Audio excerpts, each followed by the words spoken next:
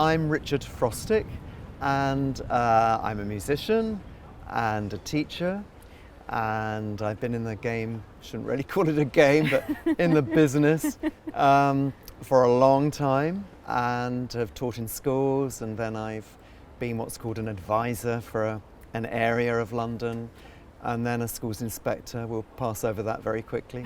And then I moved into something I've always wanted to do, into choral education, and I now do lots of work with choirs, and I've just been working on something called World Voice for the British Council, which has taken me all over the world, working in different countries on singing, basically.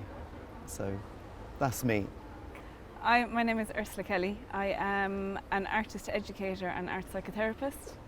So I worked as an artist educator in primary schools, mainstream schools, but also with young people from different Peru's that weren't in mainstream.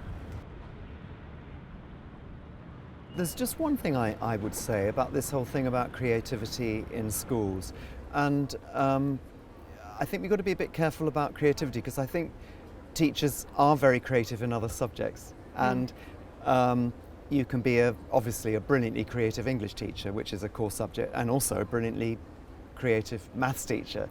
So I think I feel anyway, it's quite important to make a distinction between artistic creativity and creativity generally, and also to make the point that sometimes they spill over into each other. Yeah. And I mean, one of my maths teachers at school was the most brilliantly creative in quite an arty way, and approached mathematics in that way. So I think it's important to say that, because I think sometimes teachers get quite defensive if you accuse them of there not being enough creativity. They say, well, I may not be an art or a music teacher or a dance teacher, but I am very creative. You know what I mean? Yeah. So I always say that. There's such a forward pressure on them to move towards a goal, in terms of, it might be SATs, it might just be goals that the school has set.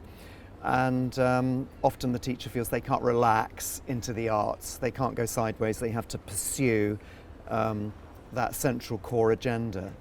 And I think there's something that I've noticed in schools, is that because it's very much directed at SATs or at achieving whatever targets have been set out within, whether it's the school or nationally, there isn't space to relax, to allow for mess to happen. There's a real fear around mess, and there's a real fear of diverting from the agenda, the set agenda. The significance of the teachers doing it is that then the kids can do it in a real kind of careful way. You're talking, I feel, much more about let's make art, but let's not be overly concerned about a precise end product. Let's be a little bit more concerned about the processes, and so that it then allows the child to maybe make their own statements about their world, as opposed to going towards what somebody else wants them to create. Well, this is the thing, because it's through using the arts, and I say the arts rather than just visual art, that actually there is problem solving. The transferable skills are something that we really need to work on in schools, because there's creative problem solving, there's looking at culture and accepting different cultures, recognising things, observing the world around them. But we want these children that we're working with, we don't want them to all develop into the same adult. We want them to have minds of their own. That's right. And this is a perfect way of doing that, because a child's artwork is their artwork. Whatever interpretation and meaning they put into it, that's theirs. And we are in no position to impose our thoughts on it.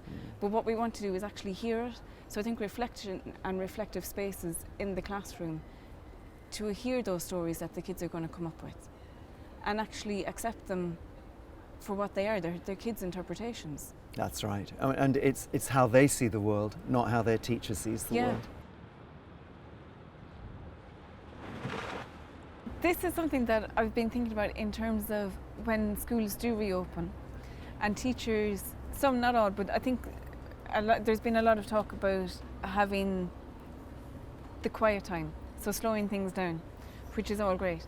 But what we need to be very careful of is when schools reopen, that the pressure that is going to be on the whole school staff to get everything back on track, that actually what was learnt in that quieter time is going to get lost. So making sure that there is support for the teachers and the whole school staff. I think we can't focus on just the teachers. They do need it, but as I said earlier, the teaching assistants need it, the SLTs need it. They all need to have this support time so that they can come back and facilitate the reflection with the children. Yeah. But it needs to, we need to facilitate that with them as well. And there's a huge opportunity here for the arts, of course, because that's the way that I think we can facilitate the healing, because I think there will be a lot of healing.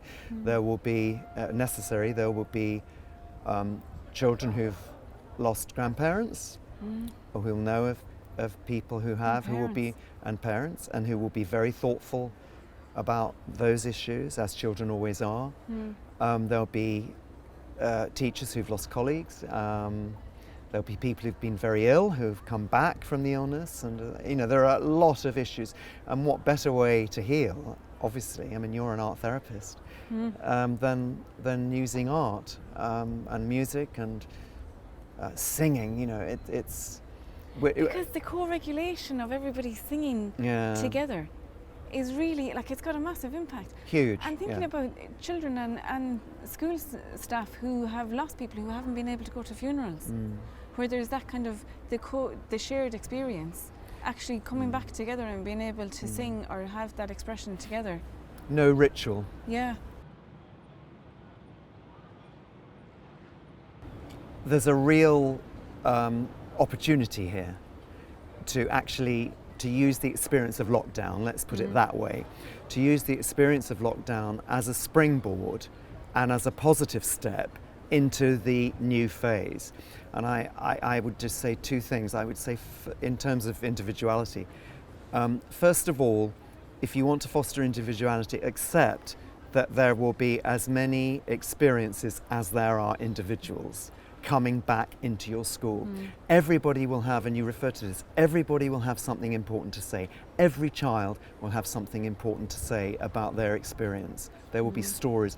And if we don't allow the children and young people space to articulate that, we are missing a very important opportunity, I think.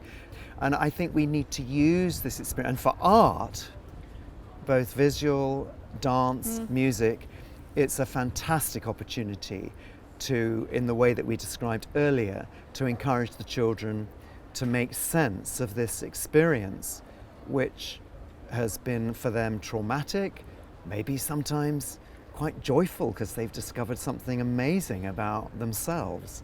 But it's an opportunity to use art.